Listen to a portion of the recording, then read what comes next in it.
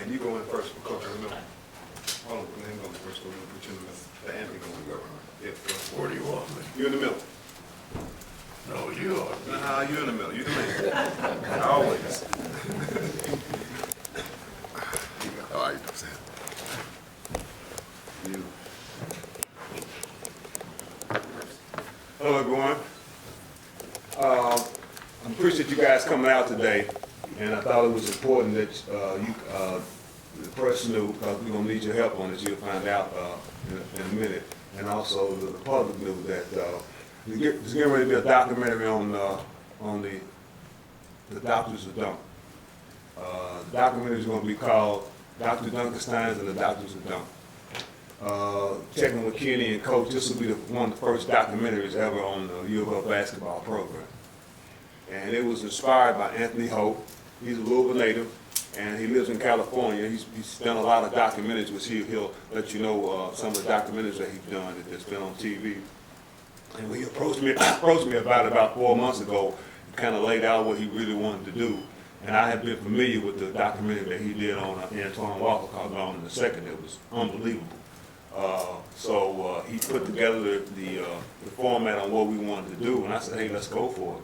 And took the task in hand as far as what was going to be needed of myself and Coach Crum and of you guys, because without you can't have a documentary without the press, without the footage that needs to be collected from the newspaper and all the local TV stations.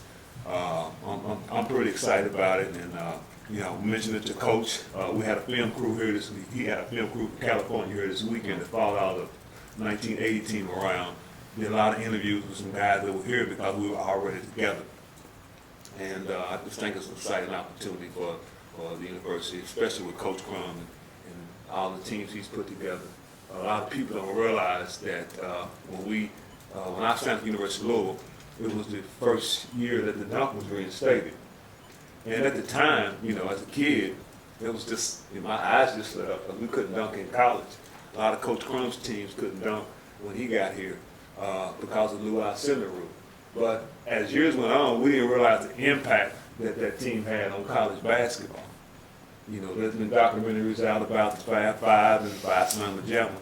But the first team to brand was the Doctors of Dunk. And I branded my name myself as Dr. Dunkenstein.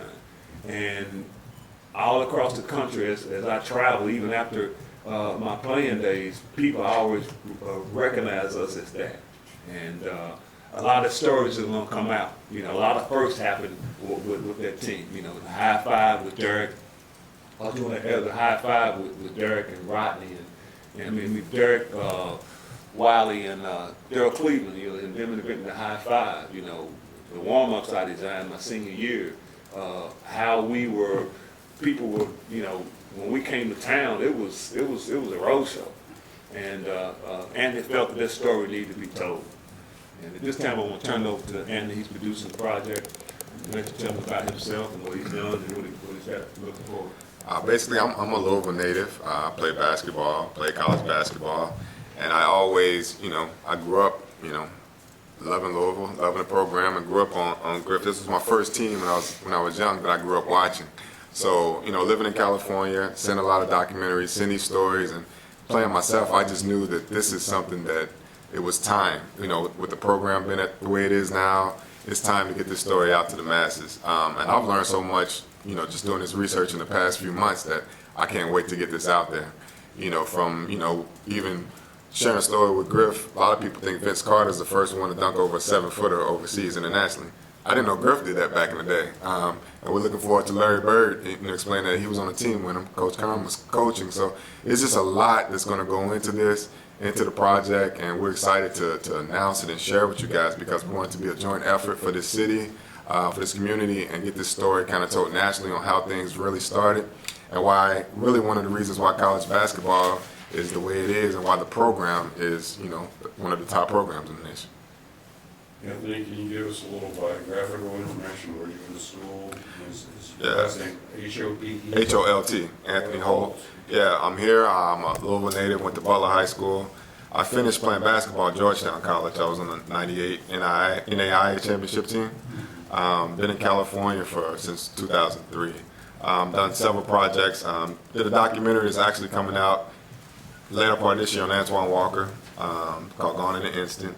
Did a project on former UK quarterback Jerry Lorenzen. We did an E60 story this past last year, and I did a YouTube series on him before he passed away. I'm in the film industry, so I do a lot of different projects, and this is, like I said, one that I had to make sure I got done. This is on ESPN. We're talking to several networks. We're in talks with ESPN, HBO Sports, Netflix, Hulu, so we're across the board. We're going to find the perfect home for this.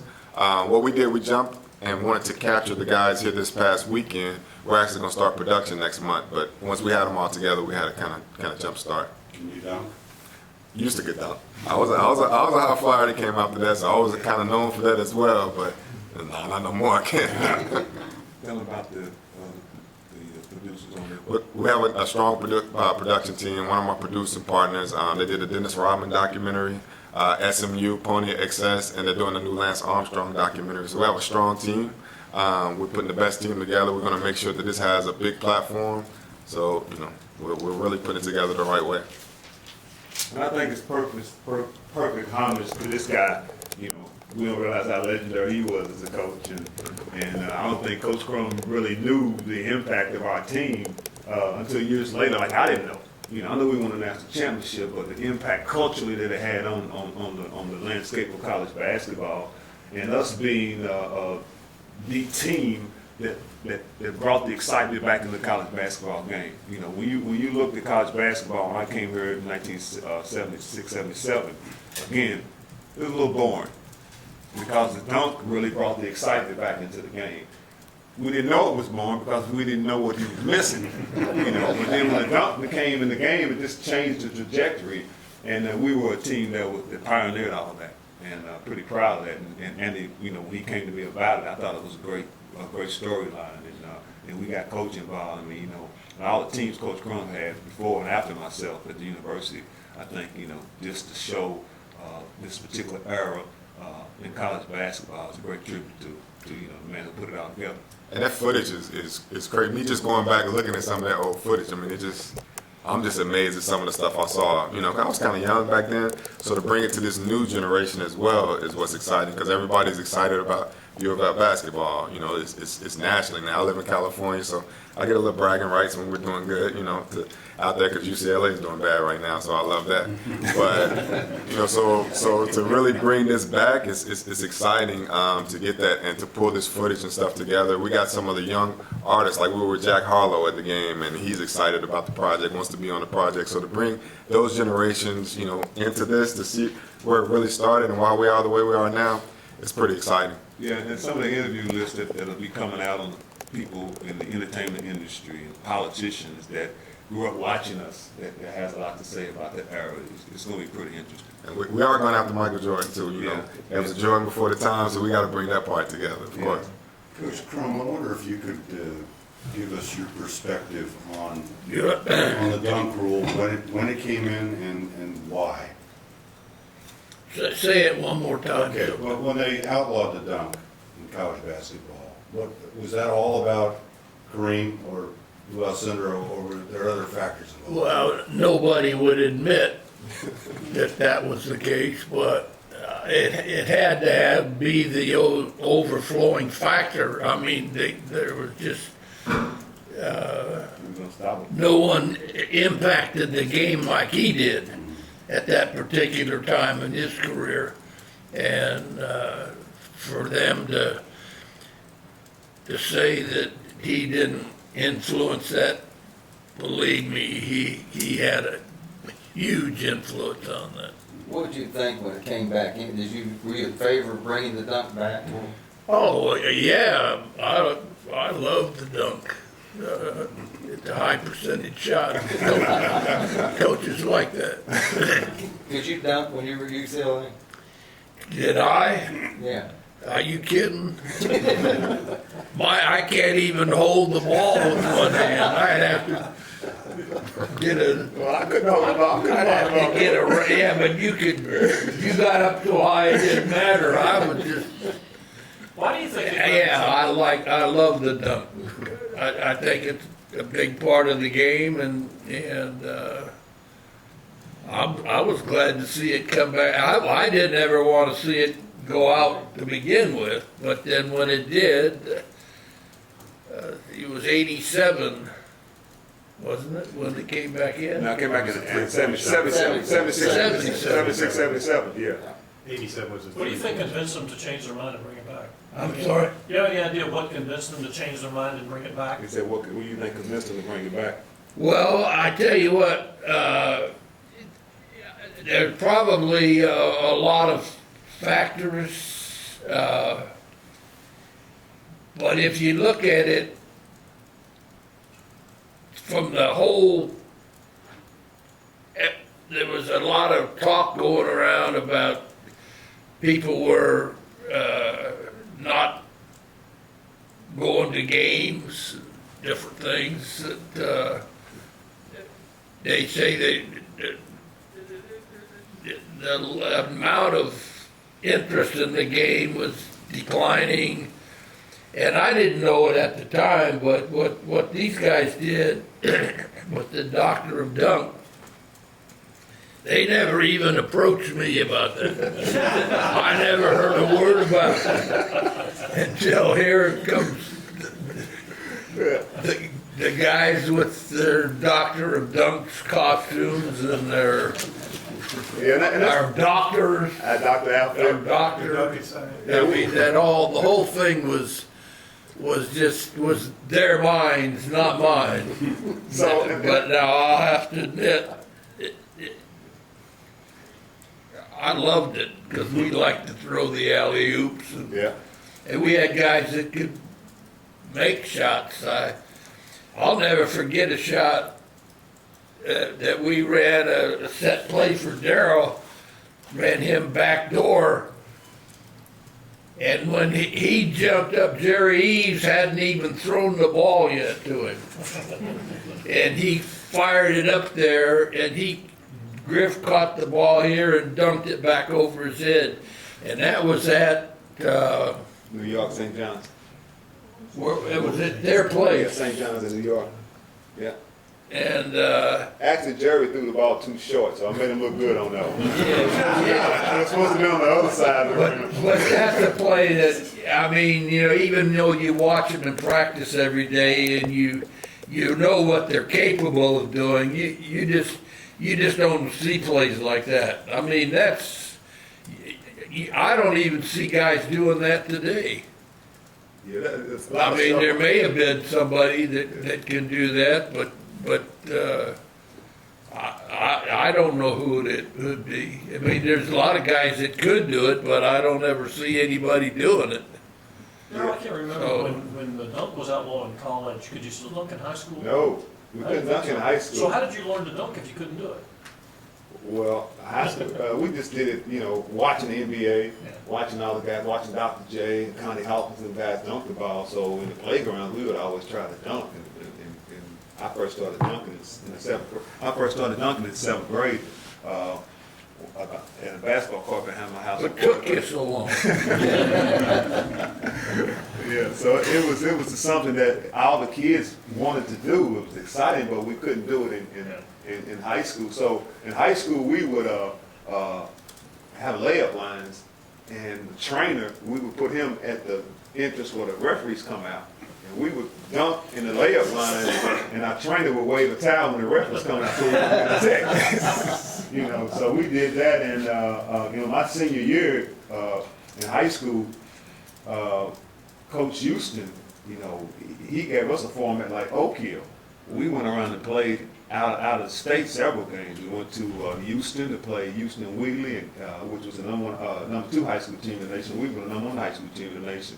We went to KySports, Tennessee and played. Went to Cincinnati and played. And all these teams I mentioned to you, they were the top 10 in the country at that time. So he gave us opportunities to go around the country and play, which was good. And to answer your question, when you asked Coach Crum why you think they put it back in basketball, I said it earlier. Basically, what he boiled down to saying it was boring. And you needed that excitement, And just like the next phase was the 3-point shot. You know, and we did all that without shot clock. We did all that without 3-point line, and we still that team was averaging 79 points a game. And not too many teams are doing it this year. You guys had Scooter and Rodney and Darryl. Did you guys ever have dunk contests on your own? Yeah, we do it. We would. Well, we just do it in before the games, you know, we would do it in practice. You know, everybody would practice on it in the practice and stuff like that. But a lot of the dunks that happen in the game is just spontaneous because you never know. You can't prepare for the moment. Did anybody ever try to challenge you? Because I mean, you were considered the king. Yeah, you know, you just quietly do what you do and walk away. Yeah, I'm gonna tell a story about one time we were in, I think it was New Orleans, and I had went in the dunk and missed it, and I think next time I went in the dunk and missed it, and the coach took me out, and Coach always had a genuine way of getting my attention because I was a student of the game. When he took me out, I always sat beside assistant coaches because Coach would always say, they would come up and say, take a minute. So I literally look at the clock. And when the minute come up, I touch Coach over and say, it's a minute up. You know, but anyway, Coach would always want to get his point across to me. If I was sitting where Coach is and one of the assistant coaches where Andy was, he would say, if Darryl, granted I'm sitting right here, but he said if Darryl would lay the ball up instead of trying to dunk it all the time, you know, we would be up, you know. So our defense, he would look over me and talk to the assistant coach. I'll be right here, so he knew how to get my attention. But you know, sometimes he would want us to take the best percentage shot, and a lot of times, well, not a lot of times, but sometimes the dunk wasn't the best percentage shot, but it's hard to tell me that. Do you ever think about how many points you could have scored if it was a 3-point? Yeah, it would have been interesting. Yeah, I probably could have asked more total on my points scoring, but you know, I really enjoyed the fact they put the 3-point line in. Not to get too off base here, but you were so famous for your dunks, but your senior year is when you really improved your outside shot. Was that what really changed? I think I improved in a whole lot of areas. You know, I went to coach and asked him what I needed to work on. He told me defense and ball handling. That was the main two. He didn't mention about the shot. You know, I wanted to be a better shooter, but I went to Tony Branch and asked Tony to say, hey man, I want to work on my ball handling. Can you show me some ball handling skills? And he did that, and then I started working out in the gym by myself. And I wanted to add an element to shooting jump shots by yourself because you always shot it by yourself with no defender. And a couple of my friends, I told them there's some volleyball poles at the far end of the court. I said, go grab them poles and we'll line them up around. I use the poles as the 10-foot volleyball poles as a defender. So it's a way of being creative and put yourself in game situations while you're practicing. It's been 40 years since the AD championship team. Who's been the best dunker since you? Marty. No. You're talking about at the program? Yeah. Oh man, you got a lot. You got, you know, Alvin Sims and you got Donovan Mitchell and you got T. Will. I can't think of the What about the kid from Atlanta? Therese, Montrez. Montrez. Who else from Atlanta was a good dunker? Is that Montrez you were talking about, probably, Coach? Pardon? The kid from Atlanta was a good dunker. What was Montrez from? Yeah, Georgia, great fighter, Yeah. baby. Yeah, we had it was a bunch. You know, we had always been known for our leapers and Kyle Carrick wasn't that? huh? Kyle Carrick wasn't that? Oh no, Cal could play. Cal could jump. You know, Eric Sullivan. Eric Sullivan. And what's the Holton kid name? Cornelius Holton. Cornelius. Yeah. Yeah, LeBradford Smith, Jerome Bradford Harmon. Smith, Yeah, it was a lot. Jerome Harmon. Yeah. Yeah, I mean it's a list. I think if we made a living on good athletes, I mean, for me, if I could find a guy that was a good athlete that had a good work ethic, then I felt like we could teach him to play basketball. We had a bunch of guys that come in that were not necessarily great players, but they became great players, really good players. I mean, really good players because of it just part of the transition that it takes to get from freshman to sophomore to junior to senior, and you see these guys come in and you stick your nose up in the gym, which I wasn't allowed to do. Watch Crawford when those guys were in there playing. You always And forgot I'd your say- keys, Coach, when you came in. You would always forget your keys, so you still had to go back and get your keys. Oh, yeah, I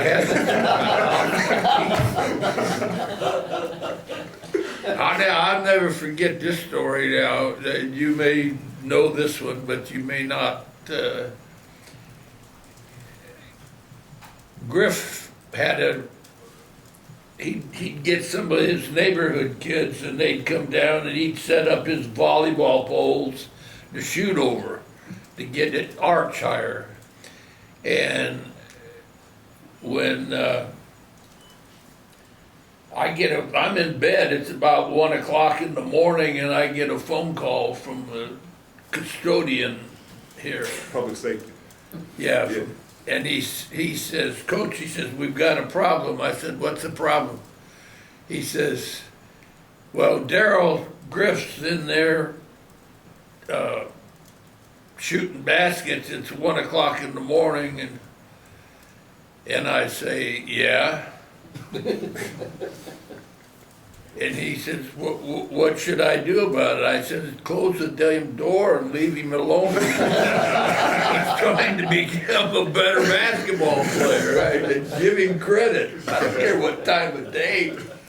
But that was the summer, and he probably wasn't working anyway. Yeah. Well, me and Bobby worked at U of L's Crawford Gym. We had a summer job through Up and Bound, and we had to open up the gym. And I just forgot to turn in the keys. So I always had the keys to the gym through my summer job. But you had the keys to that secret hiding place that everybody knew.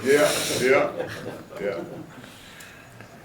But we really appreciate you guys. We're gonna be reaching out to you for your input, footage, press, when all the snapshots and articles and stuff. And it's gonna be a tedious process, but when you hear from me and Anthony, trying to come by the station and coordinate, to look through all the old footage, One of the things I want to look, I know Coach mentioned about the doctor's outfit. We came out probably about 3 or 4 games. We had the white doctor's coat on.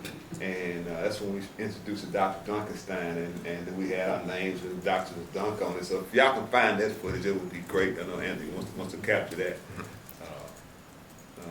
So I think what we would like to do is have a point person, a coordinating person from each media outlet to where we can say, hey, we want to come in, Anthony's in town, can we go by and look at, footage, the archives and so forth like that. Anthony's pretty much a student on what it takes as far as getting footage, without through his budget with the project, some of the stuff you don't have to pay for, he's fully aware of that. Some of it you get credit.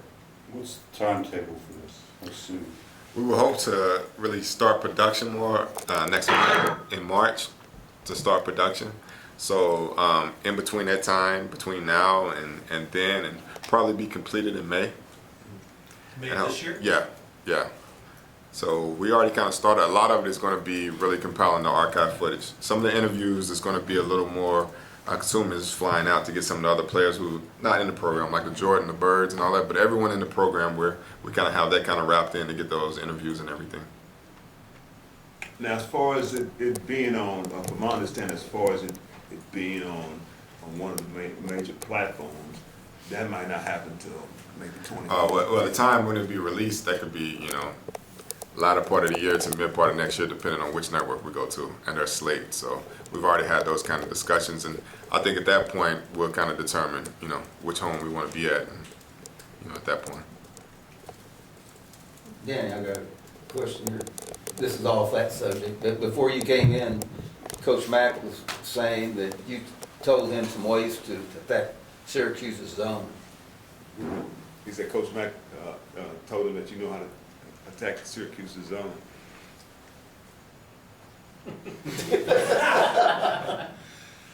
I imagine I know how to attack most every.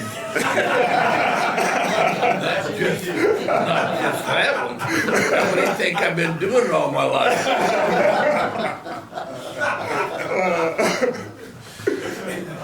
All right, well, thanks, guys. Thank you. We appreciate you guys. Thank you so much.